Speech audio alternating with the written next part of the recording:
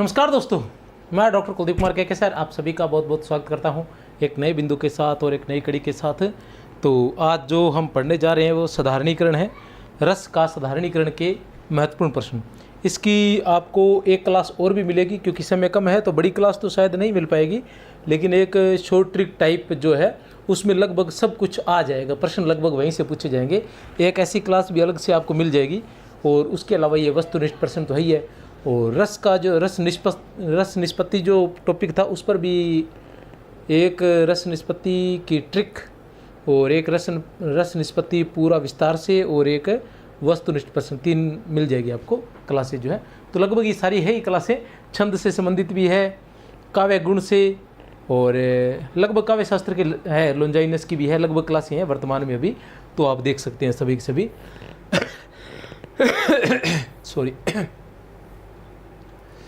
चलते हैं, ज़्यादा समय आपका नहीं लेंगे क्योंकि थोड़ा सा जल्दी करवाना जरूरी है। जब मन में तमोगुण रजोगुण दब जाते हैं और सत्व गुण का उद्रेक व प्राबल्य होता है तभी रस की अनुभूति होती है। रसास्वाद के संबंध में यह विचार है। जब मन में तमोगुण रजोगुण दब जाते हैं, ठीक है ना, जब मन में तमोगुण रजोगुण दब जाते हैं और सत्व गुण का उद्रेक में प्राबल्य होता है तभी रस की अनुभूति होती है। रसास्वाद के संबंध में यह विचार किसका है? तो यह विचार है आचार्य विश्वनाथ का। किसका है? आचार्य विश्वनाथ का। विश्वनाथ कौन सी सदी के थे? विश्वनाथ जो है वो 14वीं सदी के थे। कौन सी सदी के थे? 14वीं सदी के। और इनकी जो रचना है वो है साहित्य दर्पण। साहित्य दर्पण की हम बात करें तो इसमें 10 परिच्छेद हैं। कितने परिच्छेद हैं? 10 परिच्छेद है। इन्होंने इसका जो तीसरा परिच्छेद है,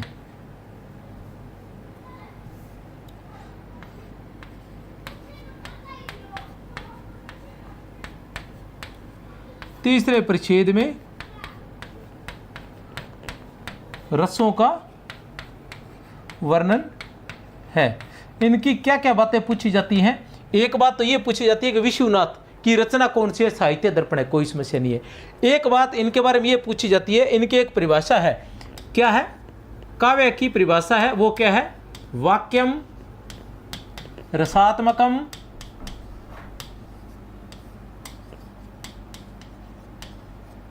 काव्यम। वाक्यम रसात्मकम काव्यम। वैसे विश्वनाथ वैसे वाक्यम रसात्मकम काव्यम। वैसे विश्वनाथ वैसे वाक्यम रसात्मकम काव्यम। तो ये जो परिभाषा है ये जरूर पूछी जाती है, काव्य की परिभाषा।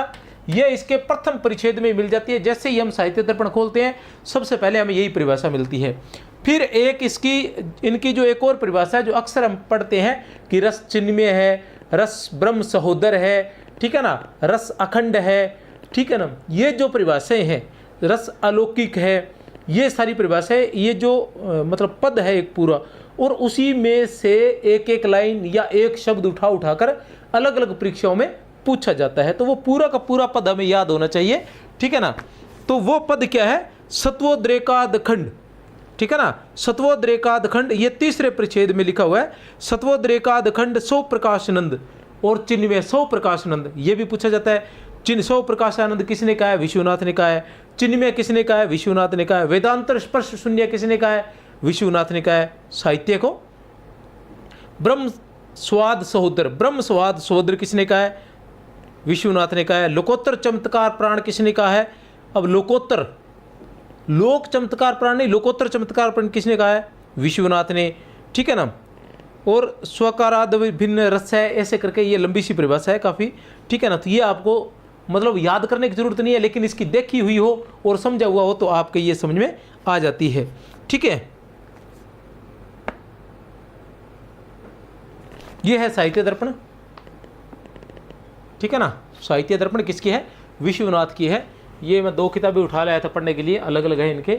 ये साहित्य दर्पण जो है इसने संपादन किया है किसने? ये आचार्य शिव प्रसाद द्विवेदी है वैसे तो, और वैसे अलग अलग है। ये आचार्य लोकमणि दहाल, डॉक्टर त्रिलोकीनाथ, और ये है चौखंबा सुभारती प्रकाशन वाराणसी, और ये है, ये काफ़ी महत्वपूर्ण है, डॉक्टर सत्यव्रत सिंह, ये काफ़ी महत्वपूर्ण है। डॉक्टर सत्यव्रत सिंह, ये जो एडिशन है ये मैं दिखा इसलिए रहा हूँ ताकि आपको याद हो जाए कि विश्वनाथ की साहित्य दर्पण है। ठीक है। अभिनव गुप्त के अनुसार रसास्वाद प्रक्रिया के संबंध में अनुपयुक्त कथन है। अभिनव गुप्त के अनुसार रसास्वाद प्रक्रिया के संबंध में अनुपयुक्त कथन है कि रस का जो स्वाद मिलता है, जो भोज होता है, रस की जो आनंद की प्राप्ति होती है, उसकी प्रक्रिया से संबंधित असंगत कथन देखना है। साधारणीकरण व्यंजना के विभावन व्यापार का परिणाम नहीं है। स्थायी भाव अनादि वासना के रूप में सहृदय के हृदय में पूर्व स्थित रहता है। विभावादि व्यंजक होते हैं और रस व्यंग्य, रसानंद अखंड होता है। ठीक है ना। अब देखो, रसानंद जो है वो साधारणीकरण व्यंजना के विभावन व्यापार का परिणाम नहीं है। तो उत्तर यही है, नहीं है, नहीं। असंगत अनुपयुक्त जो है वो यही है, क्योंकि साधारणीकरण जो है वो व्यंजना के विभावन व्यापार का परिणाम है। उत्तर क्या है? ये साधारणीकरण जो है वो व्यंजना के विभावन व्यापार का परिणाम है, ये प्रक्रिया में आता है। फिर वो क्या कहते हैं? स्थायी भाव अनादि वासना के रूप में। स्थायी भाव जो होते हैं वो अनादि, शुरुआत से ही वासना के रूप में सहृदय के हृदय में पूर्व स्थित रहता है।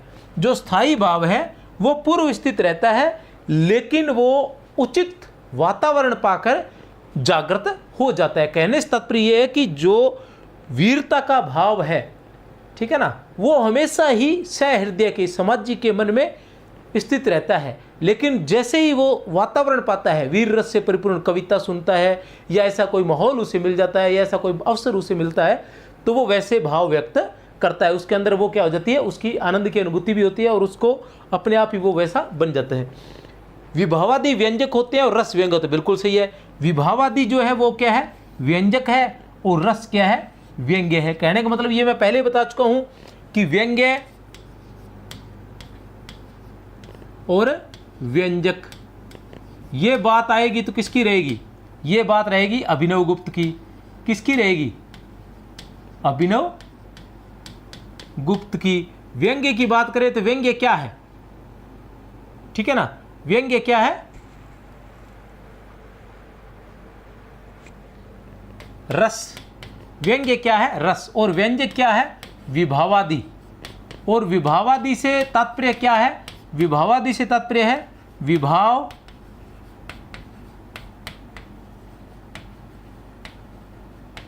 अनुभाव और संचारी भाव।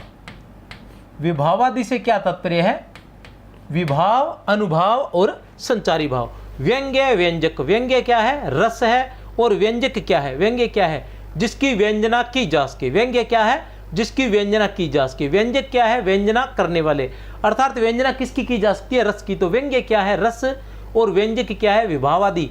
विभाव, अनुभाव और संचारी भाव। विभाव, अनुभाव और संचारी भाव। ठीक है ना। विभाव कितने होते हैं? 2 होते हैं। अनुभाव कितने होते हैं? 4 माने जाते हैं, वैसे कुछ जगह 5 भी है। संचारी भाव कितने होते हैं? 33 होते हैं। ठीक है ना। विभाव 2 कौन से होते हैं? आलंबन और उद्दीपन।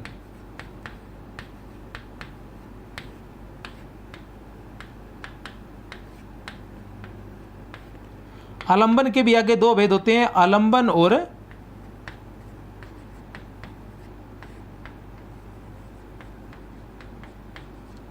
आश्रय। ठीक है ना। और अनुभाव कौन कौन से होते हैं? अनुभाव 4 कौन कौन से होते हैं? वो कायिक, वाचिक, सात्विक और आहार्य। कायिक, वाचिक, सात्विक और आहार्य। कायिक की बात करें तो शरीर से जो भी प्रक्रियाएं होती हैं, हाव, वो कायिक में आते हैं। और जो वाचिक, जो मुंह से कुछ भी प्रक्रिया की जाती हैं, वो वाचिक आते हैं। सात्विक का मतलब जो अपने आप हो जाते हैं, जैसे पसीना आना, स्थिर हो जाना, स्तंभ हो जाना, कंपन होना। ठीक है ना। ये सारी चीज़ें जो होती है, आंसू का, ये सारी 8 होती है। सात्विक भावों की संख्या, सात्विक अनुभावों की संख्या 8 होती है। ठीक है ना। संचारी भावों की संख्या 33 होती है। निम्नलिखित में से रस की विशेषता नहीं है। निम्नलिखित में से रस की विशेषता नहीं है। ब्रह्मानंद सहोदर, ब्रह्मा स्वाद, सहोदर है, बिल्कुल सही है। सौ प्रकाशानंद है, बिल्कुल सही है। लोक चमत्कार प्राण है, नहीं। अखंड है, बिल्कुल सही है। उत्तर क्या है? स। क्यों? क्योंकि लोक चमत्कार प्राण नहीं, लोकोत्तर, लोकोत्तर चमत्कार प्राण है, लोक से परे। ये परिभाषा जो है, ये सभी शब्द किसकी परिभाषा में आते हैं? विश्वनाथ की। विश्वनाथ की जो साहित्य की परिभाषा है उसमें आते हैं। विश्वनाथ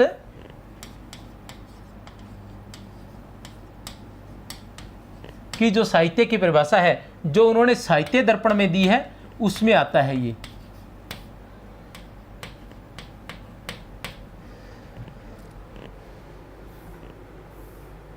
निम्न में से साधारणीकरण का सिद्धांत किस आचार्य का है? निम्न में से साधारणीकरण का सिद्धांत किस आचार्य का है? आचार्य रामचंद्र शुक्ल, भट्ट लोलट, भट्टनायक और डॉक्टर नगेंद्र। तो साधारणीकरण का सिद्धांत है वो प्रमुख रूप से तो किसका माना जाता है? भट्टनायक का ही माना जाता है। वैसे तो साधारणीकरण पर बात करें तो सभी ने बात की है। आचार्य रामचंद्र शुक्ल ने किसकी बात की है?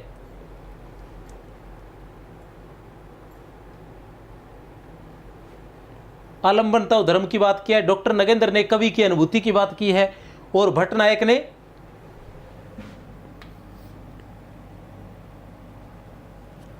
सहृदय की बात की है।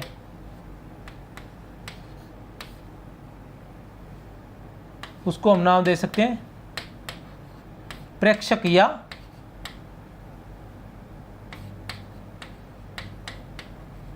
दर्शक। प्रेक्षक या दर्शक के हृदय का साधारणीकरण होता है, ठीक है ना, उसकी भावों का साधारणीकरण होता है। भट्टनायक ने ऐसा कहा था, ठीक है। भावक्तवम साधारणीकरणम तेन ही व्यापारेण विभावादि स्थायी च साधारणीकरणम, ठीक है ना। उपरोक्त कथन किस आचार्य का है? भावक्तवम साधारणीकरणम तेन ही व्यापारेण विभावादि स्थायी च साधारणीकरणम। उपरोक्त कथन किस आचार्य का है? आचार्य भट्टनायक का, आचार्य अभिनव गुप्त का, आचार्य मम्मट का, आचार्य विश्वनाथ का। तो किस का है? आचार्य भट्टनायक का। भट्टनायक क्या कहते हैं? भावक्तवम साधारणीकरणम, मतलब भावों का ही साधारणीकरण होता है। इन्होंने क्या कहा था? इन्होंने साधारणीकरण में या रस निष्पत्ति में 3 व्यापार बताए थे। एक व्यापार कौन सा था? एक था अभिधा व्यापार। इस प्रक्रिया के 3 व्यापार बताए थे। अभिधा व्यापार, इसमें क्या होता है? काव्य का केवल अर्थ ज्ञात होता है। दूसरा इन्होंने क्या बताया था? भावक्तव। यहां जो सहृदय है वो भाव तक पहुंचता है, उसके भाव जो होते हैं उनके भावों से एक में हो जाते हैं, या उनके बीच में जो भेद होता है वो समाप्त हो जाता है। और तीसरा है भोजकत्व। और भोजकत्व में क्या होता है? वह उस रस का आनंद लेता है, काव्य का आनंद लेता है या रस का आनंद लेता है। ये 3 प्रक्रियाएं बताई है भट्टनायक ने। आपको याद रखना है भावक्तवम साधारणीकरणम, भावक्तवम साधारणीकरणम, ऐसा कुछ आएगा तो किसका रहेगा? भट्टनायक का। भावक्तवम साधारणीकरणम, भावक्तवम साधारणीकरणम किसका रहेगा? भट्टनायक का। साधारणीकरण में भाव की अनुभूति तो साधारणीकरण में, अच्छा आपको बता दूं कि ये जो प्रश्न है, कुछ प्रश्न जो है मैं ऐसे लेकर आया हूं। शुरुआत में कुछ प्रश्न है जो पहले परीक्षाओं में पूछे जा चुके हैं। ये रजोगुण वाला जो है ये आरपीसी असिस्टेंट प्रोफेसर में 2020 में पूछा जा चुका है। ये प्रश्न आरपीएससी 2020 में ये प्रश्न पूछा जा चुका है। और ये जो है प्रश्न दूसरा, ये भी आरपीएससी असिस्टेंट प्रोफेसर 2020 में पूछा जा चुका है। ये प्रश्न भी निम्नलिखित में से रस की विशेषता नहीं है। ये प्रश्न हरियाणा टीजीटी में पूछा जा चुका है, हरियाणा टीजीटी में। और उसके बाद साधारणीकरण का सिद्धांत किस आचार्य का है? ये भी पूछा जा चुका है। कब पूछा जा चुका है? ये पीजीटी 2021 में। ये जो है ये भी पूछा जा चुका है। अच्छा ये नहीं पूछा गया, इसका उत्तर भट्टनायक है, ठीक है ना।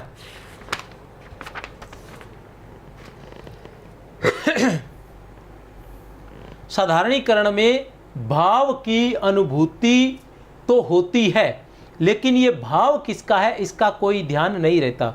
उपयुक्त कथन किस आचार्य का है? साधारणीकरण में भाव की अनुभूति तो होती है, लेकिन ये भाव किसका है इसका कोई ध्यान नहीं रहता। उपयुक्त कथन किस आचार्य का है? तो किस आचार्य का है? अभिनव गुप्त का। याद रखना है आपने, ये कथन किसका है? आचार्य अभिनव गुप्त का है। क्या कहते हैं कि साधारणीकरण में भाव की अनुभूति तो होती है, लेकिन ये भाव किसका है इसका कोई ध्यान नहीं रहता। कहने से तात्पर्य ये कहते हैं कि भाव, भट्टनायक इनसे पहले भट्टनायक आए थे, उन्होंने भाव का कहा था, इन्होंने भाव से थोड़ा आगे बढ़ गए। तो याद रख लेना, भट्टनायक के बाद कौन आते हैं? अभिनव गुप्त आते हैं। परस्य न प्रसेति ममेति न ममेति च, बहुत ही महत्वपूर्ण है, अक्सर परीक्षाओं में पूछा जाता है। ठीक है ना, अक्सर परीक्षाओं में यह प्रश्न पूछा जाता है कि परस्य न प्रसेति ममेति न ममेति च तदा स्वादे विभावधे परिच्छेदो न विद्यते। उपयुक्त कथन किस आचार्य का है? उपयुक्त कथन किस आचार्य का है? शंकु का, अभिनव गुप्त का, विश्वनाथ का, भर्तमुनि का? तो किसका है? विश्वनाथ का है। किसका है? विश्वनाथ का है। ठीक है ना, परस्य न प्रसेति। तो कहने से तात्पर्य अब हमारे पास विश्वनाथ से संबंधित 4 बातें महत्वपूर्ण हो गई हैं। विश्वनाथ से संबंधित 4 बातें महत्वपूर्ण हो गई हैं। साधारणीकरण की हम बात करें तो ये है परस्य न प्रसेति ममेति न ममेति च तदा स्वादे विभावादे परिच्छेदो न विद्यते। ये पहली बात। पहली बात की हम बात करें इनकी महत्वपूर्ण, तो वो है कि इनकी रचना का नाम साहित्य दर्पण है। ये पहली बात महत्वपूर्ण है। दूसरी बात इनकी महत्वपूर्ण क्या है? दूसरी बात इनकी महत्वपूर्ण ये है कि इन्होंने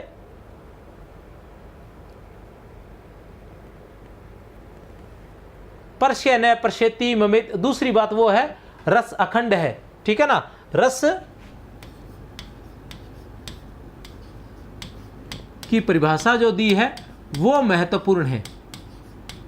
ठीक है ना, रस अखंड है, रस लोकोत्तर रस अखंड है, रस लोकोत्तर चमत्कार प्राण है, रस जो है चिन्मय है, रस ब्रह्म स्वाद सहोदर है। ठीक है ना, रस अखंड है। ये सारी चीज़ें जो ये जो परिभाषा के अंतर्गत देते हैं, ये सभी की सभी इसमें 100 प्रकाशानंद है। रस जो है वो 100 प्रकाशानंद है। ये सभी की सभी इनकी है। और दूसरा है परस्य न प्रसेति ममेति न ममेति च तदा स्वादे विभावादे परिच्छेदो न विद्यते।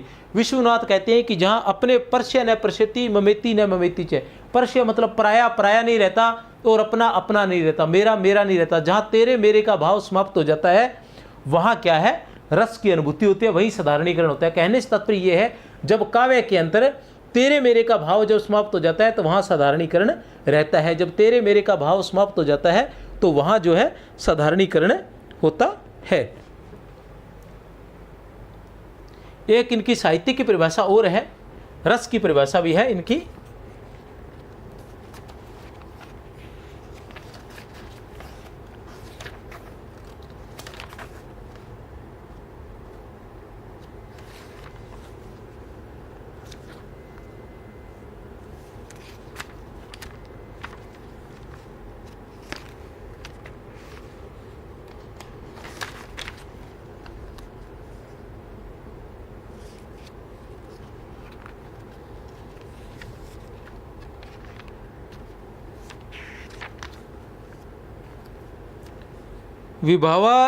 विभावे नानुभावेन व्यक्त्य संचारिणा रसात्मेति रत्यादि स्थायी भाव संचार।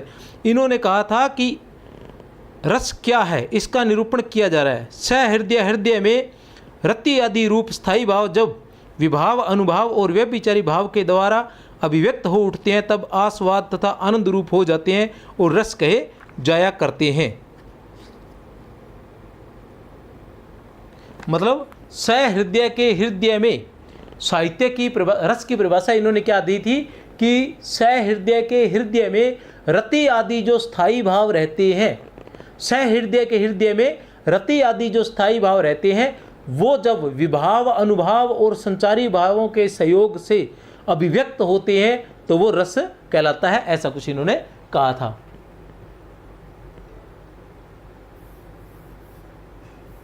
साधारणीकरण सिद्धांत के प्रथम व्याख्याता है विश्वनाथ के कितनी बातें महत्वपूर्ण होगी? एक बात महत्वपूर्ण हुई साहित्य दर्पण वाली, कि विश्वनाथ की रचना का नाम साहित्य दर्पण था। दूसरी उनकी परिभाषा हुई, साहित्य की परिभाषा, वाक्यम रसात्मकम काव्यम, वाक्यम रसात्मकम काव्यम। तीसरी उनकी महत्वपूर्ण बात हुई रस की परिभाषा, जो मैं अभी बता कर गया हूँ, रस की परिभाषा। चौथी उनकी महत्वपूर्ण बात हुई रस साधारणीकरण से संबंधित। रस साधारणीकरण से संबंधित क्या है? पर्श्य न पर्शेति ममेति चैन ममेति, पर्श्य न पर्शेति ममेति न ममेति, ऐसा कुछ परिभाषा है, वो चौथी होगी। और पांचवी जो उनकी महत्वपूर्ण बात होगी वो काव्य की परिभाषा होगी। उसका महत्व हो गया कि रस अखंड है, रस लोकोत्तर चमत्कार प्राण है, रस ब्रह्म स्वाद सहोदर है, रस जो है वो अखंड है, रस चिन्मय है, रस सौ प्रकाश आनंद है। ये सारी बातें, तो ये 5 बातें विशेष रूप से महत्वपूर्ण हुई है विश्वनाथ की। आगे साधारणीकरण सिद्धांत के प्रथम व्याख्याता है। साधारणीकरण सिद्धांत के प्रथम व्याख्याता कौन है? भट्टनायक। साधारणीकरण सिद्धांत के प्रथम व्याख्याता कौन है? भट्टनायक। और रस निष्पत्ति के कौन थे? रस निष्पत्ति के प्रथम व्याख्याता थे भट्टलोलट। रस निष्पत्ति के कौन थे? भट्टलोलट। रस निष्पत्ति में हम कितने लोगों को पढ़ते हैं? 2 लोगों को। पहले नंबर पर भट्टलोलट, दूसरे नंबर पर हमारे पास आ जाते हैं शंकुक, तीसरे नंबर पर हमारे पास आ जाते हैं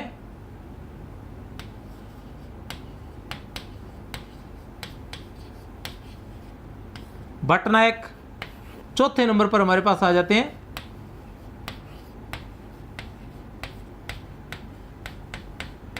अभिनव गुप्त। भट्टलोलट ने रस निष्पत्ति में कौन सा सिद्धांत दिया था? तो इन्होंने दिया था उत्पत्तिवाद। और शंकुक ने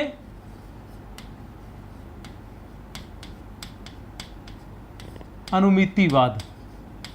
भट्टनायक ने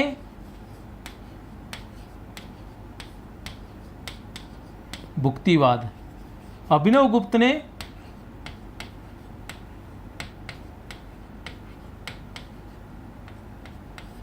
अभिव्यक्तिवाद। साधारणीकरण की प्रक्रिया वह प्रक्रिया है, बहुत ही महत्वपूर्ण है, गौर से पढ़ें कृपया।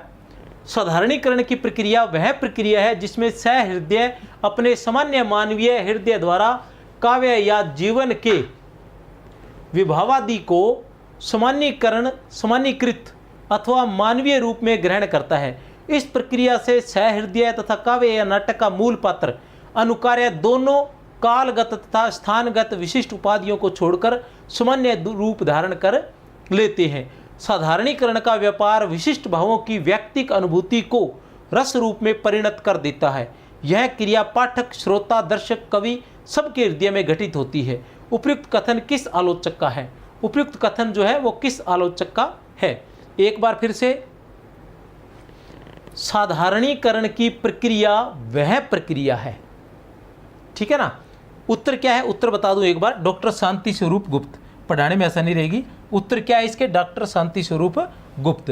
तो डॉक्टर शांति स्वरूप गुप्त क्या कहते हैं कि साधारणीकरण की प्रक्रिया वह प्रक्रिया है, साधारणीकरण की प्रक्रिया वह प्रक्रिया है जिसमें सहृदय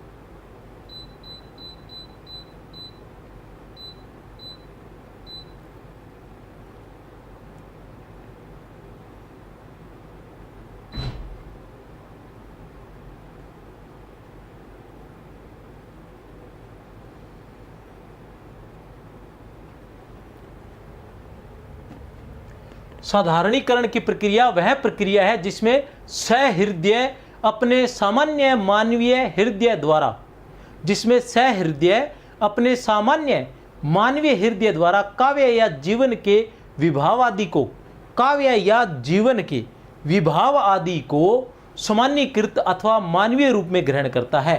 विभाव आदि को, किसको? विभाव आदि को सामान्यकृत अथवा मानवीय रूप में ग्रहण करता है। इस प्रक्रिया से सहृदय तथा काव्य या नाटक का मूल पात्र, इस प्रक्रिया में क्या होता है, सहृदय तथा काव्य या नाटक का मूल पात्र दोनों कालगत तथा स्थानगत विशिष्ट उपाधियों को छोड़कर, दोनों कालगत अथवा स्थानगत विशिष्ट उपाधियों को छोड़कर सामान्य रूप धारण कर लेते हैं। इस प्रक्रिया में सहृदय तथा काव्य या नाटक का मूल पात्र अनुकार्य। अब कुछ जगह क्या कहा गया कि सहृदय, ठीक है ना, रस की निष्पत्ति किस में होती है, सहृदय में होती है। साधारणीकरण किसका होता है, सहृदय का होता है। कुछ कहते हैं किसका होता है, काव्य का होता है, कुछ कहते हैं कवि की अनुभूति का होता है। लेकिन यहाँ डॉक्टर शांति स्वरूप गुप्त क्या कह रहे हैं कि सहृदय तथा अनुकार्य जो मूल पात्र है, जो ऐतिहासिक पात्र है, जो राम आदि कृष्ण आदि है, वो और सहृदय दोनों ही न केवल अनुकार्य, न केवल सामाजिक, बल्कि दोनों ही अपनी विशिष्ट, कहने का मतलब ये है कि जो विशिष्ट है, राम आदि जो ऐतिहासिक, अनुकार्य जो है, जो विशिष्ट है, वो अपना कालगत और स्थानगत को छोड़कर साधारणीकरण पर आ जाते हैं।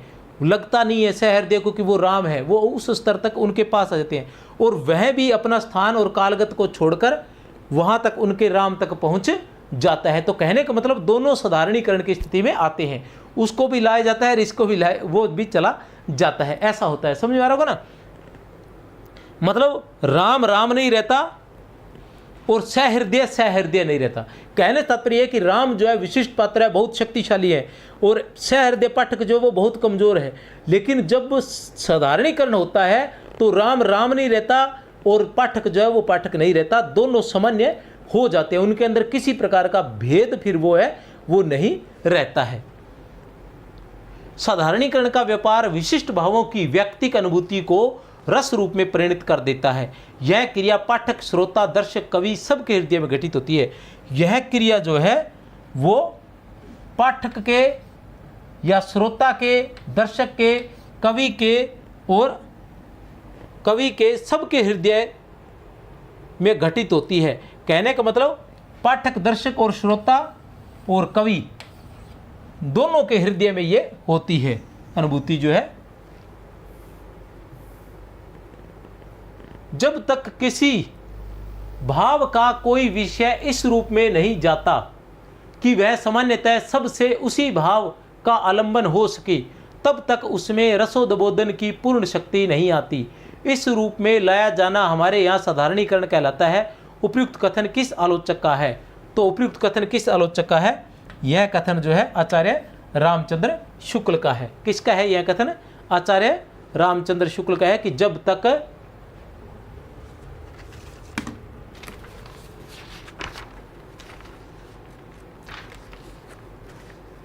चिंतामणि भाग 1 से लिया गया है, ये साधारणीकरण वाला पाठ है, उसमें चिंतामणि भाग 1 से यह लिया गया है। 1 मिनट में देख लेता हूँ, चिंतामणि आपको दिखा दूँ ताकि आसान रहेगा आपके लिए।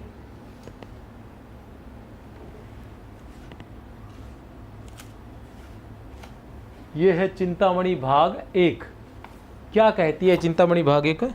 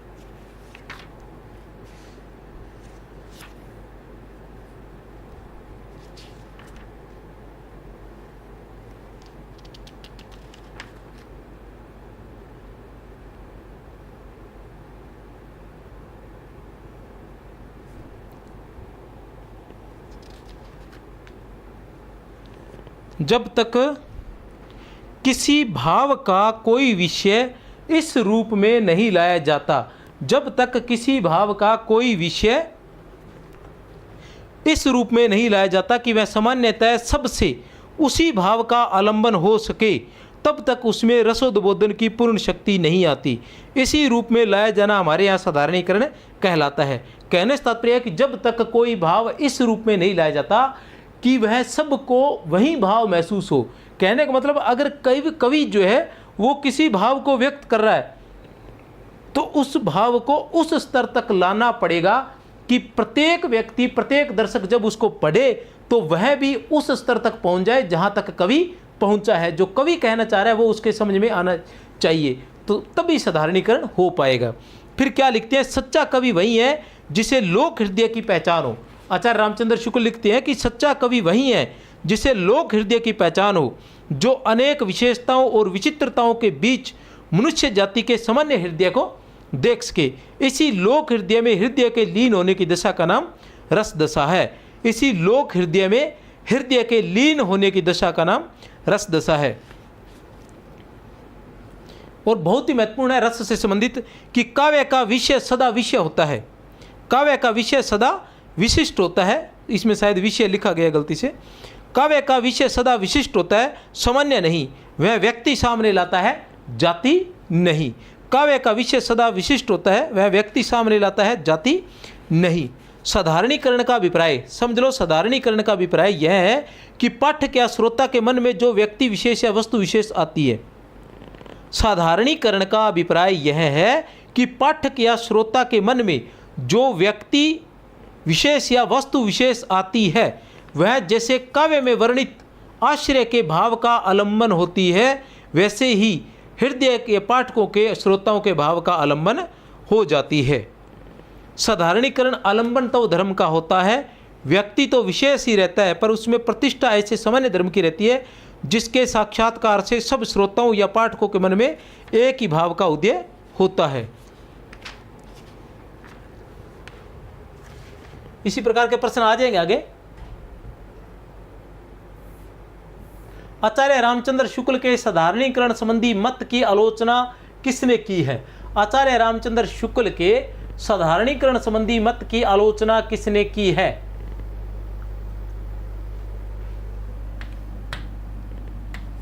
उपयुक्त सभी ने। रामदहीन मिश्र, डॉक्टर श्याम सुंदर दास और डॉक्टर नगेंद्र।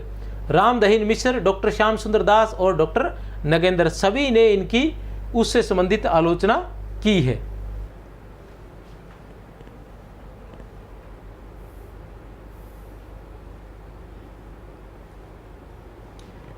काव्य का विषय, ये वो प्रश्न है क्योंकि वहीं से बनाए गए हैं ना, तो प्रश्न आ गए। काव्य का विषय अभी बताया था ना आपको। काव्य का विषय सदा विशेष होता है, सामान्य नहीं। वह व्यक्ति सामने लाता है, जाति नहीं। उपयुक्त कथन किस आचार्य का है? ठीक है ना, तो किस आचार्य का है? आचार्य रामचंद्र शुक्ल का है। पढ़ा चुका हूं पहले, कोई समस्या नहीं होनी चाहिए। आचार्य रामचंद्र शुक्ल और डॉक्टर नगेंद्र के साधारणीकरण संबंधी मत का खंडन किस आलोचक ने किया? आचार्य रामचंद्र शुक्ल और डॉक्टर नगेंद्र के, आचार्य रामचंद्र शुक्ल और डॉक्टर नगेंद्र के साधारणीकरण संबंधी मत का खंडन किस आलोचक ने किया था? तो किस आलोचक ने किया था? डॉक्टर गणपति चंद्र गुप्त ने। किसने किया था? डॉक्टर गणपति चंद्र गुप्त ने। डॉक्टर गणपति चंद्र गुप्त ने किया था क्या? गुप्त ने किया था। तो कहाँ किया होगा?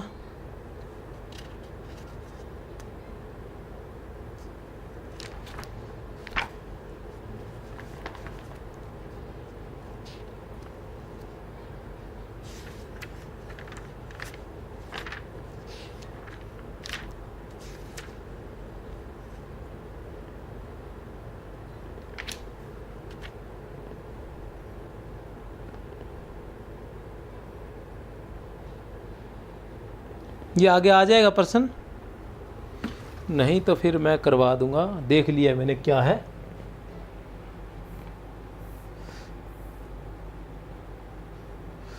आलोचना इन्होंने क्या किया बता ही देता हूं। अपने को प्रश्नों से क्या लेना देना, नॉलेज से मतलब है।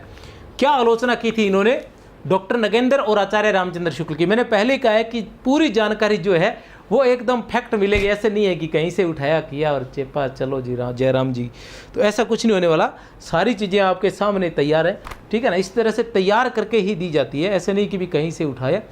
अभी जो मैंने पीछे क्वेश्चन आया था, क्या था कि डॉक्टर नगेंद्र और आचार्य शुक्ल के साधारणीकरण संबंधी मत की आलोचना किसने की है? गणपति चंद्र गुप्त ने की है। तो वो गणपति चंद्र गुप्त यहाँ आपके सामने है, गणपति चंद्र गुप्त की किताब भारतीय एवं पाश्चात्य काव्य सिद्धांत। भारतीय एवं पाश्चात्य काव्य सिद्धांत क्या कह रहे हैं इसमें? आचार्य रामचंद्र शुक्ल के मतानुसार काव्य में प्रस्तुत आलंबन का साधारणीकरण होता है। बिल्कुल सही है। आचार्य शुक्ल ने किसका साधारणीकरण माना था? आलंबनतव धर्म का। किसका? आलंबनतव धर्म का। और नगेंद्र ने क्या कहा था कि कवि की अनुभूति का साधारणीकरण होता है। नगेंद्र ने क्या कहा था? कवि की अनुभूति का। कवि की अनुभूति से तात्पर्य यह है कि कवि ने जो जैसा लिखा है, उसने जैसा अनुभव किया है, वैसा ही सहृदय अनुभव करता है। यही साधारणीकरण है। कहने से तात्पर्य कवि को लिखते वक्त, रामचरितमानस लिखते वक्त, जैसे तुलसीदास को रामचरितमानस लिखते वक्त राम के प्रति अटूट भक्ति और श्रद्धा का भाव था, तो साधारणीकरण के समय सहृदय पाठक के मन में भी राम के प्रति अनन्य भक्ति और श्रद्धा का भाव रहेगा। और जैसे तुलसीदास के मन में रावण के प्रति, ठीक है ना, कटुता का भाव था या शत्रुता का भाव था, जो भाव था वही भाव जो है पाठक और सहृदय के मन में रहेगा रावण के प्रति। अब क्या करें? डॉक्टर नगेंद्र कवि की भावनाओं का साधारणीकरण होता है, किंतु ये दोनों ही मत अपूर्ण एवं अस्पष्ट है। कौन कह रहे हैं? गणपति चंद्रगुप्त। कुछ काव्य में विशेषतः मुक्तक या गीति काव्य में स्वयं कवि ही अपनी भावनाओं की अभिव्यक्ति करता है, उससे इतर कोई और पात्र नहीं होता। ऐसी स्थिति में आचार्य शुक्ल का मत अव्यवहारिक सिद्ध हो जाता है। ठीक है ना। कुछ काव्यों में विशेषतः मुक्तक या गीति काव्य में स्वयं कवि। अब आलंबनतव धर्म का विरोध कैसे किया गणपति चंद्रगुप्त ने? वो ऐसे किया कि वो कहते हैं आलंबनतव धर्म का साधारणीकरण होता है। आलंबनतव धर्म क्या होता है, इसको भी मैं स्पष्ट कर दूं। आलंबनतव धर्म ये होता है कि जैसे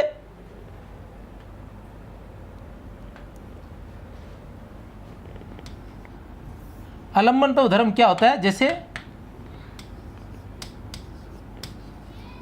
नायक या नायिका मान लो, या नायक कृष्ण को मान लीजिए, नायिका राधा को मान लीजिए, या कोई भी पात्र, कोई भी चीज इसमें हो सकती है। अब कृष्ण जो है, तो कृष्ण के मन में भाव जागृत हो रहे हैं आश्रय, किसको देखकर? राधा को। राधा को देखो हो रहे हैं, तो ये आलंबन है। ठीक है ना। अब जिसे देखकर भाव जागृत होते हैं वो तो आलंबन कहलाता है। जिसे देखकर भाव जागृत होते हैं वो आलंबन कहलाता है, और जिसके मन में भाव जागृत होते हैं वो आश्रय कहलाता है। यहाँ किसके मन में भाव जागृत हो रहे हैं? कृष्ण के। किसको देखकर? राधा के। ठीक है ना। तो जिसको देखकर मन में भाव जागृत होते हैं वो आलंबन, और जिसके मन में भाव जागृत होते हैं वो आश्रय कहलाता है। जिसके मन में भाव जागृत होते हैं, ये भूमिका चेंज भी हो जाती है।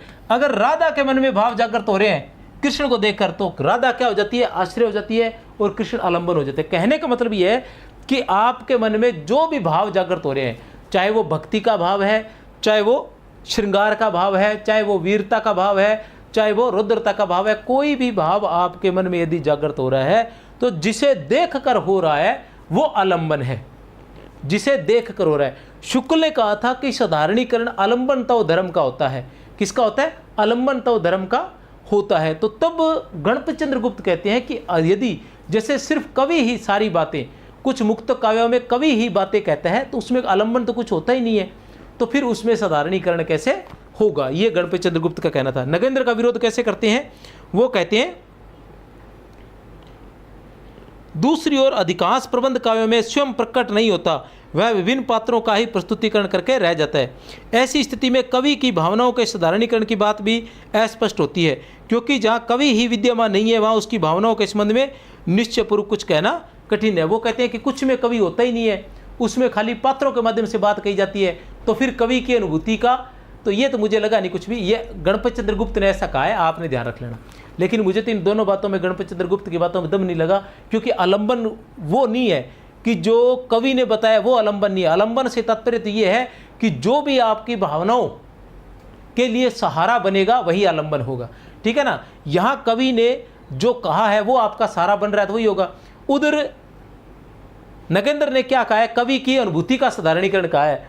तो अब गणपति चंद्र गुप्त कहते हैं कि कवि तो था ही नहीं। कवि नहीं होने से क्या होता है, कवि की अनुभूति तो थी ना, कवि ने जो अनुभव किया, जो भी उसने रचना लिखी। अब मान लो उसने कुछ भी, कोई भी नाटक लिखा, जैसे अजात शत्रु नाटक लिख दिया। अब अजात शत्रु अगर नाटक लिखा गया है किसी कवि द्वारा, तो वो स्वयं तो वहाँ नहीं आएगा, वहाँ पात्र आएंगे, लेकिन पात्रों के प्रति कवि का जो भाव था, ठीक है ना, वही कवि की अनुभूति थी, और उसी अनुभूति का सहृदय पाठक अनुभव करता है, तब वो साधारणीकरण कहलाता है। तो ऐसा कहना चाह रहे थे नगेंद्र, तो गणपति चंद्र गुप्त आपने किन्हीं और ही ले गया। चलो चलते हैं, क्वेश्चन आंसर थे, थोड़ा लंबा हो गया।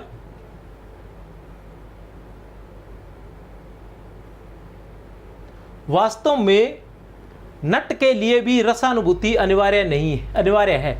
वास्तव में नट के लिए भी रसानुभूति अनिवार्य है, उसके बिना सफल अभिनय नहीं हो सकता। कोई भी कला बिना अनुभूति के सफल कैसे हो सकती है? वह कोई यंत्र परिचालित कर्म तो है नहीं। नट का लक्ष्य चाहे धन हो या और भी कुछ, परंतु अभिनय के समय उसे तन्मय रसमग्न होना ही पड़ेगा, नहीं तो अभिनय सफल नहीं हो सकता। रसानुभूति से संबंधित उपयुक्त कथन किस आलोचक का है? तो किस आलोचक का है? ये है डॉक्टर नगेंद्र का। किसका है? डॉक्टर नगेंद्र का। डॉक्टर नगेंद्र क्या कहते हैं कि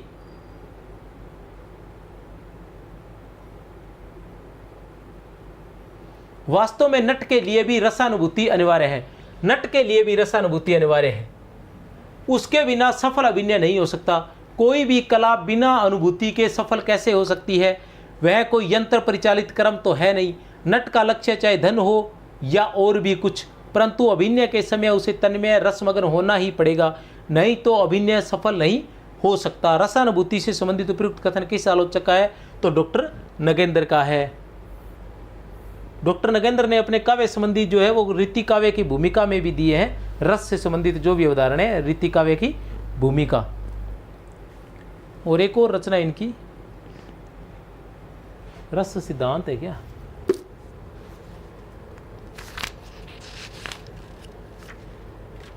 वैसे तो पाश्चात्य काव्य शास्त्र सिद्धांत और वाद, ये भी है डॉक्टर नगेंद्र की, ये लेकिन ये पाश्चात्य काव्य शास्त्र है। आचार्य रामचंद्र शुक्ल के साधारणीकरण संबंधी मत का समर्थन किसने किया है? आचार्य रामचंद्र शुक्ल के साधारणीकरण संबंधी मत का समर्थन किसने किया है? तो किसने किया है? डॉक्टर आनंद प्रसाद ने। किसने किया है? डॉक्टर आनंद प्रसाद ने। आचार्य रामचंद्र शुक्ल के बारे में महत्वपूर्ण बात क्या रखनी है कि आचार्य रामचंद्र शुक्ल के अनुसार साधारणीकरण किसका होता है? आलंबन तव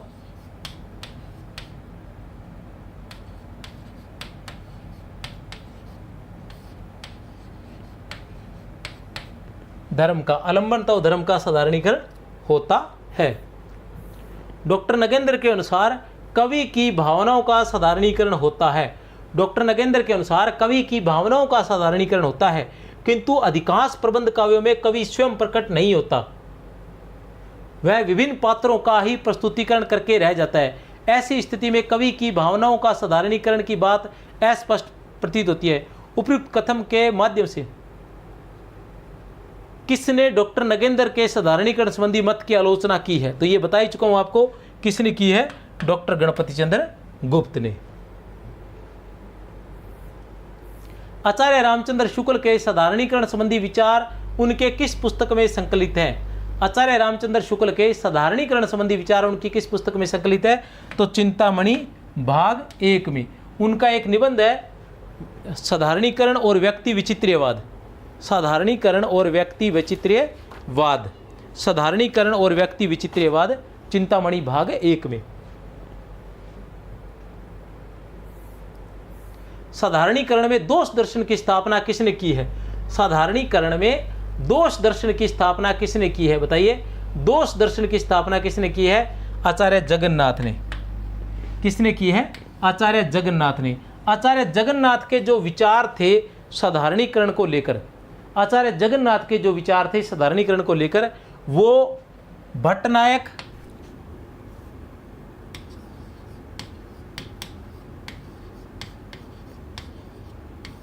वह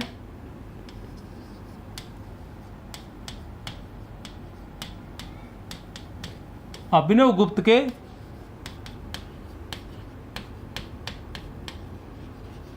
विरोधी व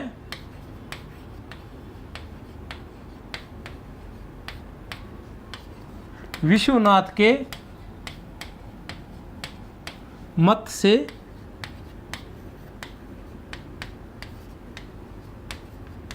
सहमत थे।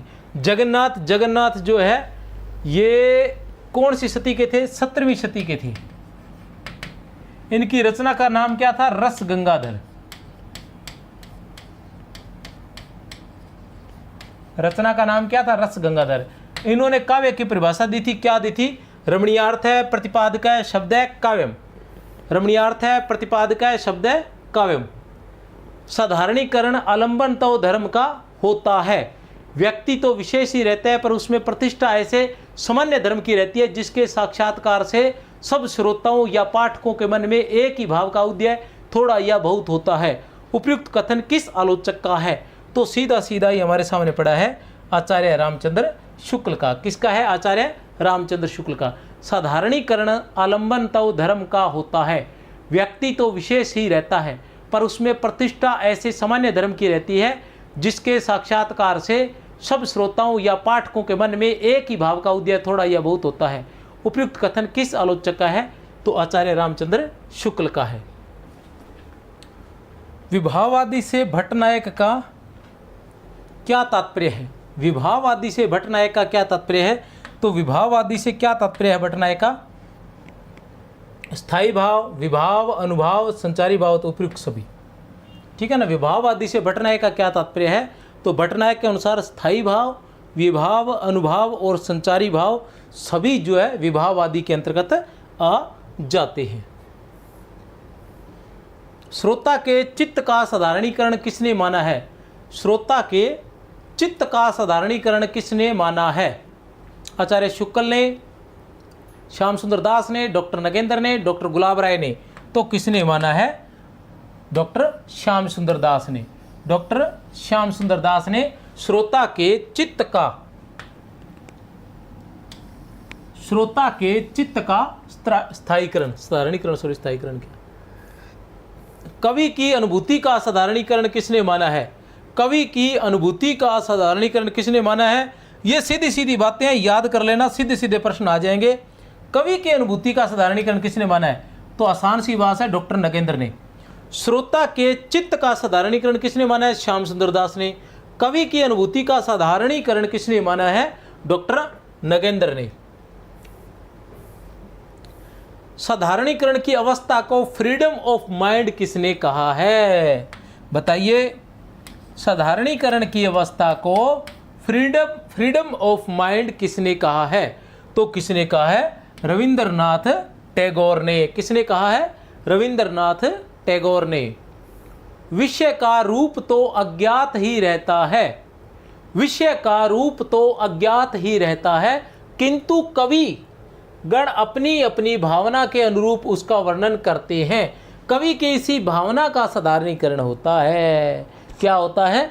कि विषय का रूप तो अज्ञात ही रहता है, वास्तविक रूप क्या था वो पता नहीं है भैया। जैसे राम का वर्णन है ना, राम का वर्णन जो है वो तुलसीदास जी ने अलग तरह से किया है, वाल्मीकि जी ने अलग तरह से किया था, तुलसीदास जी ने अलग तरीके से किया, और उसके बाद रामचरण दास है, अग्रदास है, ठीक है ना, जीवाराम है, इन्होंने अलग तरीके से किया था। तो वो कवि जो वास्तविक रूप है वो तो अज्ञात ही रहता है, ठीक है ना। विषय का रूप तो अज्ञात ही रहता है किंतु कविगण अपनी अपनी भावना के अनुरूप उसका वर्णन करते हैं। कवि की इसी भावना का साधारणीकरण होता है। कवि की इसी भावना का साधारणीकरण होता है। तो ऐसा किसने कहा था? बहुत ही शानदार प्रश्न है, बताइए ऐसा किसने कहा था? तो ऐसा कहा था डॉक्टर नगेंद्र ने। क्या कहा था? कि कवि की इसी भावना का साधारणीकरण होता है। कवि की इसी भावना का साधारणीकरण होता है, इतना भी याद रख लेना। कवि की भावना का साधारणीकरण किसने माना है? डॉक्टर नगेंद्र ने। कवि की अनुभूति का साधारणीकरण किसने माना है? डॉक्टर नगेंद्र ने। किस आचार्य ने साधारणीकरण की व्याख्या में मधुमती भूमिका की परिकल्पना की है? किस आचार्य ने साधारणीकरण में, किस आचार्य ने साधारणीकरण में मधुमती भूमिका की व्याख्या की है।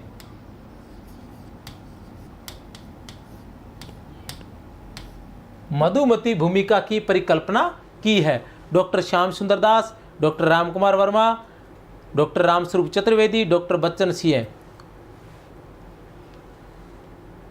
तो इनमें से वैसे तो अगर ऐसा प्रश्न आएगा तो उत्तर रहेगा डॉक्टर श्याम सुंदर दास, लेकिन अगर इसमें कहीं नाम आ गया कि केशव चंद्र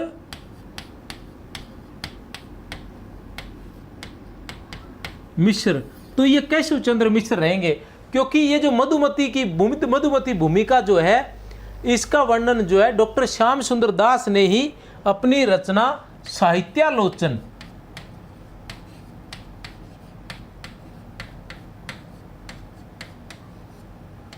श्याम सुंदर दास ने ही अपनी रचना साहित्यालोचन में केशव चंद्र मिश्र के बारे में बताया है, और बताया है कि इन्होंने मधुमती भूमिका की परिकल्पना की है, और उसी का समर्थन बाद में श्याम सुंदर दास ने भी किया है।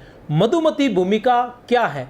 मधुमती भूमिका ये कहा गया है कि जहां, ठीक है ना, तर्क वितर्क खत्म हो जाता है, मतलब तर्क वितर्क का कोई ध्यान नहीं रहता है, और पात्र, आश्रय और जो सहृदय है वो एक हो जाते हैं, ठीक है ना, दोनों की भावना का जो अंतर है वो समाप्त हो जाता है, वो मधुमती भूमिका, मतलब जहाँ तर्क वितर्क की क्षमता समाप्त हो जाती है, तर्क वितर्क नहीं होता है, सिर्फ भाव ही महत्व रखते हैं, तो वो होती है मधुमती भूमिका। साधारणीकरण का महत्व है। साधारणीकरण का महत्व है किस बात के लिए? साधारणीकरण का महत्व है किस बात के लिए? साधारणीकरण का महत्व रसास्वादन के लिए, काव्य की भावात्मकता के लिए, लोकोत्तर आनंद के लिए, उपयुक्त सभी के लिए। तो किसके लिए है साधारणीकरण का महत्व? किसके लिए? रसास्वादन के लिए है, बिल्कुल। जब तक साधारणीकरण नहीं होगा तब तक रसास्वादन नहीं होगा। जब तक साधारणीकरण नहीं होगा, जैसे हम फिल्म देखते हैं ना, फिल्म देखते वक्त हमें आनंद क्यों आता है? हमें आनंद इसलिए आता है क्योंकि हमारा साधारणीकरण हो जाता है। साधारणीकरण क्या होता है कि हम जैसा जो राइटर है, जैसा वो कहना चाह रहे हैं, जैसा बताना चाह रहे हैं, वैसा हम भी महसूस करते हैं। हमें लगता है कि ये सब कुछ वास्तविक हो रहा है, और कहीं ना कहीं हम अपने आप को वहाँ लेकर चलते हैं। तो उसी वजह से साधारणीकरण होता है, और वो हमें अच्छी लगती है। और अगर साधारणीकरण न हो तो वो हमें बिल्कुल भी अच्छी नहीं लगने वाली है। तो रसास्वादन के लिए बिल्कुल सही है। काव्य की भावात्मकता के लिए, भावात्मक रूप से हम काव्य से या फिल्म से तभी जुड़ पाएंगे जब हमारा साधारणीकरण होगा। लोकोत्तर आनंद के लिए, लोकोत्तर एक ऐसा आनंद प्राप्त करने के लिए जो इस लोक का नहीं, अलौकिक है, ठीक है ना। तो उत्तर है उपयुक्त सभी। उत्तर क्या रहेगा? उपयुक्त सभी। सच्चा कवि वही है, सच्चा कवि वही है जिसके लोक हृदय की पहचान हो। सच्चा कवि वही है जिसे लोक हृदय की पहचान हो, जो अनेक विशेषताओं और विचित्रताओं के बीच मनुष्य जाति के सामान्य हृदय को देख सके।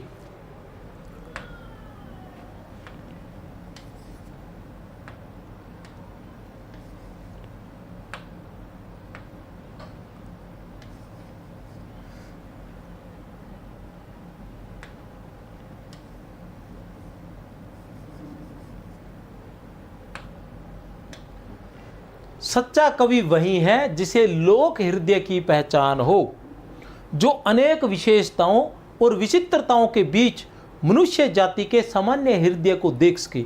इस लोक हृदय में हृदय के लीन होने की दशा का नाम रस दशा है। ऐसा कौन कह सकता है? तो ऐसा तो आप सबके प्रिय आचार्य रामचंद्र शुक्ल ही कह सकते हैं। तो कथन किसका है? आचार्य रामचंद्र शुक्ल का। क्या है? इस लोक हृदय में हृदय के लीन होने की दशा का नाम, इस लोक हृदय में हृदय के लीन होने की दशा का नाम रस दशा है। काव्यगत पात्र कवि की भावनाओं या अनुभूतियों के प्रतिनिधि होते हैं। काव्यगत पात्र जो है वो कवि की भावनाओं,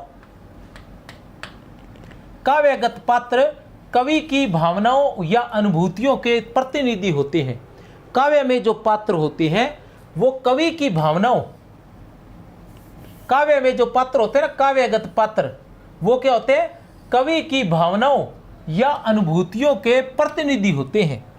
भी जो पात्र होते हैं वो जैसा कवि सोचता है उसके प्रतिनिधि होते हैं। कहने तात्पर्य जैसा कवि सोचेगा वैसे ही वो सोच रहे होते हैं, कवि की बात को वही कह रहे होते हैं।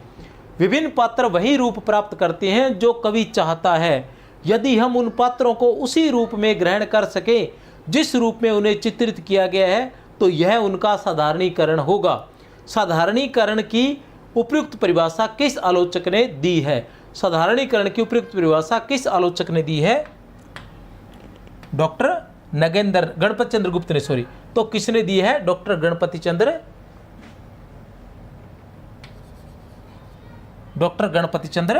गुप्त ने। प्रसिद्ध काव्य कृति काव्य में रस के रचयिता है। प्रसिद्ध काव्य कृति काव्य में रस के रचयिता है। कौन है? आनंद प्रसाद दीक्षित। कौन है? आनंद प्रसाद दीक्षित।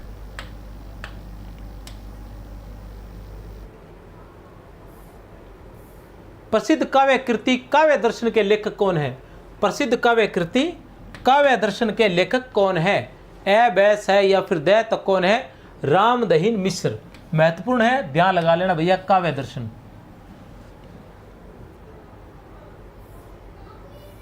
आचार्य रामचंद्र शुक्ल के साधारणीकरण संबंधी विचार उनके किस निबंध में संकलित है? तो वो ध्यान ही हमें किस निबंध में है बताकर गया था? साधारणीकरण और व्यक्ति विचित्रीयवाद। साधारणीकरण और व्यक्ति विचित्रीयवाद, ये सभी के सभी निबंध जो है ये कहाँ से लिए गए हैं? अच्छा, सभी निबंध नहीं है शायद, ये परिभाषा वगैरह नहीं है। कविता क्या है ये तो है, रसात्मक ये भी है, ये भी है, 3 तो है, इसका ध्यान नहीं है, याद नहीं आ रहा मुझे, ठीक है ना। ये चिंतामणि भाग 1 से है 100%।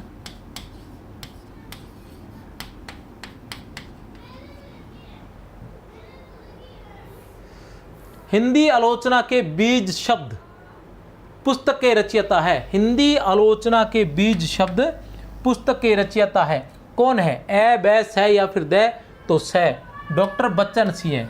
कौन है? डॉक्टर बच्चन सिंह है। साधारणीकरण को समाजीकरण की संज्ञा किसने दी थी? बहुत ही महत्वपूर्ण है भैया, ध्यान लगा लेना। साधारणीकरण को समाजीकरण की संज्ञा किसने दी थी? साधारणीकरण को समाजीकरण की संज्ञा किसने दी थी? डॉक्टर श्याम सुंदर दास ने, डॉक्टर गणपति चंद्र गुप्त ने, आचार्य रामचंद्र शुक्ल ने या डॉक्टर आनंद प्रसाद दीक्षित ने? तो किसने दी थी? डॉक्टर गणपति चंद्र गुप्त ने। डॉक्टर गणपति चंद्र गुप्त ने, ठीक है ना, साधारणीकरण को समाजीकरण की संज्ञा दी थी।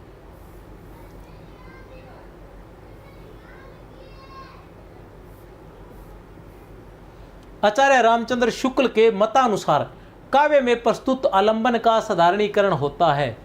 आचार्य रामचंद्र शुक्ल के मतानुसार काव्य में प्रस्तुत आलंबन का साधारणीकरण होता है, किंतु कुछ काव्यों में विशेषतः मुक्तक या ऋतिक काव्य में स्वयं कवि ही अपनी भावनाओं की अभिव्यक्ति करता है, उससे इतर कोई और पात्र नहीं होता। ऐसी स्थिति में आचार्य शुक्ल का मत अव्यवहारिक सिद्ध हो जाता है। उपयुक्त कथन किस आलोचक का है? तो किस आलोचक का है? गणपति चंद्र गुप्त का। अपने शुरुआत में एक प्रश्न पूछा था ना कि डॉक्टर नगेंद्र और आचार्य रामचंद्र शुक्ल की साधारणीकरण संबंधी मान्यताओं का किसने खंडन किया था? तो किसने किया था? गणपति चंद्र गुप्त ने किया था। तो उसी में से ये किसका खंडन है? आचार्य शुक्ल की जो आलंबनत्व वाली जो अवधारणा है साधारणीकरण संबंधी, उसका खंडन किया गया। क्या है वो कह रहे हैं? गणपति चंद्र गुप्त कहते हैं कि आचार्य रामचंद्र शुक्ल के मतानुसार, गणपति चंद्र गुप्त लिखते हैं कि आचार्य रामचंद्र शुक्ल के अनुसार काव्य में प्रस्तुत आलंबन का साधारणीकरण होता है, लेकिन कुछ में आलंबन ही नहीं हो तो फिर साधारणीकरण किसका होगा? रस संबंधी प्रसिद्ध कृति रस सिद्धांत के रचयिता है। रस संबंधी प्रसिद्ध कृति रस सिद्धांत के रचयिता है। कौन है रस सिद्धांत के रचयिता? ए, बैस है या फिर द, तो कौन है? The, doctor Nagendra. कौन है? डॉक्टर नगेंद्र। रस सिद्धांत पढ़ी होगी तो दिखा देंगे आपको।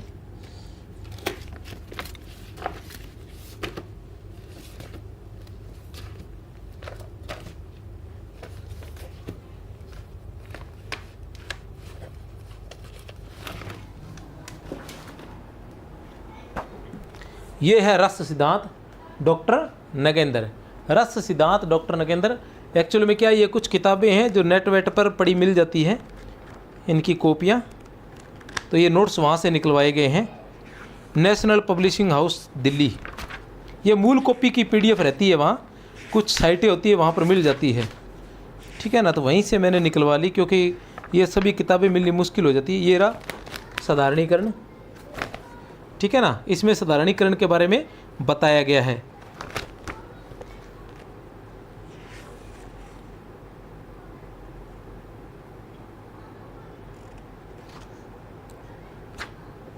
इसको जब अलग क्लास होएगी उसमें पढ़ेंगे अपने।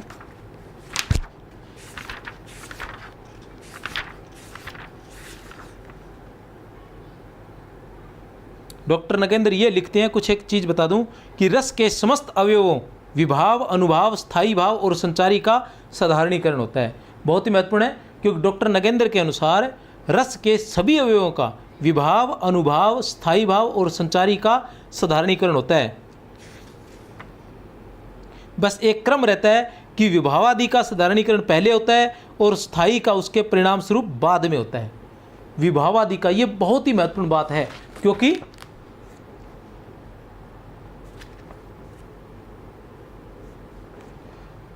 जब भी हमें पूछा जाएगा हम पढ़ते हैं तो हम क्या पढ़ते हैं, सबसे पहले हम पढ़ते हैं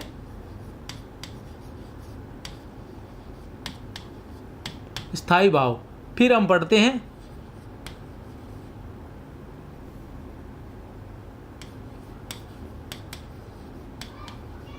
विभाव, फिर हम पढ़ते हैं अनुभाव, फिर हम पढ़ते हैं संचारी भाव। साधारणीकरण का जब हमसे पूछा जाएगा तो हम झट से ये पूछेंगे कि पहले साधारणीकरण जो है किसका होता है, स्थायी भाव का होता है। लेकिन नहीं, डॉक्टर नगेंद्र के अनुसार पहले साधारणीकरण विभावादि का होता है। पहले इसका होता है और फिर इसका होता है, ये ध्यान हमें रखना है।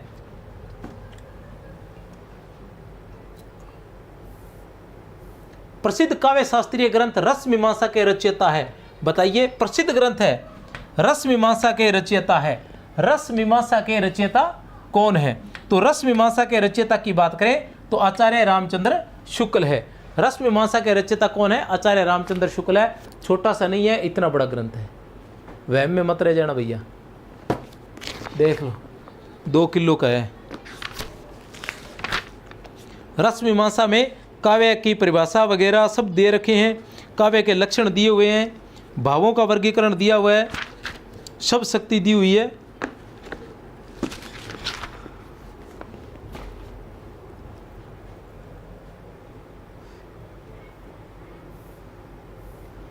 साधारणीकरण से तात्पर्य है, साधारणीकरण से तात्पर्य है कि काव्यगत अनुभूतियों का व्यक्ति विशेष तक सीमित न रहकर सर्वसाधारण तक व्याप्त हो जाना।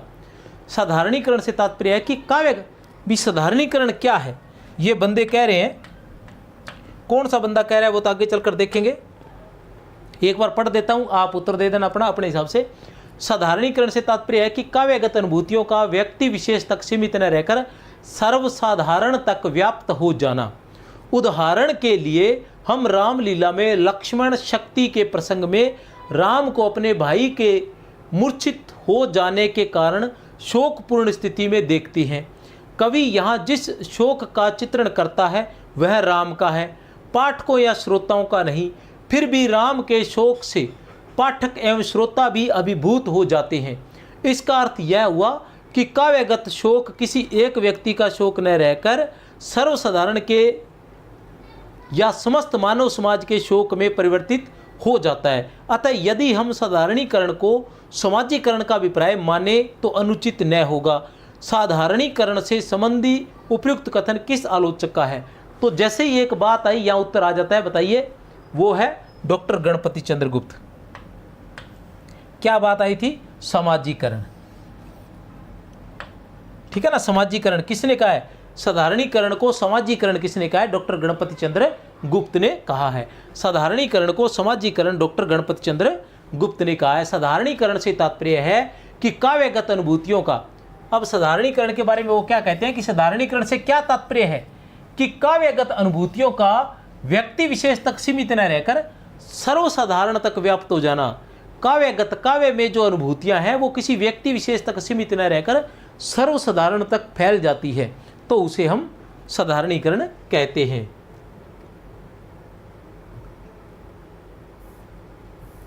ऐसा किस आचार्य ने कहा कि रस की उत्पत्ति नहीं अनुमिति होती है? रस की उत्पत्ति नहीं अनुमिति होती है, तो ये तो पता ही है। किसने कहा था ऐसा? ऐसा कहा था शंकुक ने। किसने कहा था? शंकुक ने कहा था कि रस की उत्पत्ति नहीं अनुमिति होती है। इन्होंने अनुमितिवाद दिया था, और निष्पत्ति की व्याख्या करने वाले दूसरे व्याख्याकार थे। साधारणीकरण का अभिप्राय यह है कि पाठक या श्रोता के मन में जो व्यक्ति विशेष या वस्तु विशेष आती है। साधारणीकरण का अभिप्राय यह है कि पाठक या श्रोता के मन में जो व्यक्ति विशेष या वस्तु विशेष आती है, वह जैसे काव्य में वर्णित आश्रय के भाव का आलम्बन होती है, वैसे सब ही सहृदय पाठकों या श्रोताओं के भाव का आलम्बन हो जाती है। उपयुक्त कथन किस आलोचक का है? तो बार बार आलम्बन जब आएगा तो कौन रहेगा? आचार्य रामचंद्र शुक्ल रहेंगे। प्रसिद्ध काव्य शास्त्रीय ग्रंथ साहित्यालोचन के रचयिता कौन है? तो बताकर गया हूं, साहित्यालोचन के रचयिता कौन है? डॉक्टर श्याम सुंदर दास है। इसी में इन्होंने केशव चंद्र मिश्र के मधुमती भूमिका संबंधी विचारों को रखा है। प्रसिद्ध काव्य शास्त्रीय ग्रंथ रीति काव्य की भूमिका, ये किसका है? बहुत ही महत्वपूर्ण है। रीति काव्य की भूमिका पढ़ा है मेरे पास, पर अभी इधर उधर है, वो मिलेगा नहीं, मुझे पता है। रीति काव्य की भूमिका डॉक्टर नगेंद्र। कौन है? डॉक्टर नगेंद्र। प्रसिद्ध काव्य शास्त्रीय ग्रंथ रस कलश के रचयिता है। प्रसिद्ध काव्य शास्त्रीय ग्रंथ रस कलश के रचयिता है। कौन है रस कलश के रचयिता? आसानी है, अयोध्या सिंह उपाध्याय, जिनका खड़ी बोली का प्रथम महाकाव्य प्रिय प्रवास लिखा था। जिन्होंने खड़ी बोली का प्रथम महाकाव्य प्रिय प्रवास। रस कलश। रस से संबंधित रचना है, उसके रचनाकार का असंगत क्रम छांटिए। रस से संबंधित रचना है, उसके रचनाकार का। रस गंगाधर पंडित जगन्नाथ, रस प्रदीप प्रभाकर, रस रहस्य कुलपति मिश्र, रस राज भिखारी दास। बिल्कुल सही है। रस गंगाधर पंडित जगन्नाथ की है, नोट कर लो, बिल्कुल सही है। रस प्रदीप प्रभाकर की है, बिल्कुल सही है।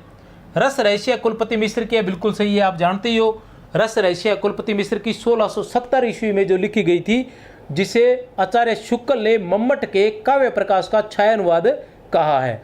ठीक है ना। रस रहस्य को आचार्य शुक्ल ने मम्मट के काव्य प्रकाश का छायानुवाद कहा है। रस राज जो है वो भिखारी दास की नहीं है। रस राज किसकी है? उत्तर है हमारा द। रस राज जो है वो मतीराम की है। मतीराम की रचना याद है ना? आचार्य मतीराम, जिसे फूल मंजरी का रसराज कहा जाता है। आचार्य मतीराम, जिसे फूल मंजरी का रसराज कहा जाता है, ने बड़े ही ललित भाव से मतीराम भोगी को अलंकार पंचासिका का ज्ञान करवाया और बताया कि वृत्त कौमुदी के स्वरूप में छंद सार, साहित्य सार, लक्षण श्रृंगार सभी आ जाते हैं। तो इस ट्रिक में भी सभी आ जाते हैं। आप चाहें तो मतीराम जाकर देख सकते हैं अपने ही चैनल पर। मतीराम सर्च मारेंगे तो मतीराम आ जाएगा। मतीराम की सभी रचनाएं, उन रचनाओं के बारे में और वो कौन रचनाकार, उनके आश्रयदाता कौन थे, वो इसी एक ट्रिक में आ जाएंगे सभी के सभी।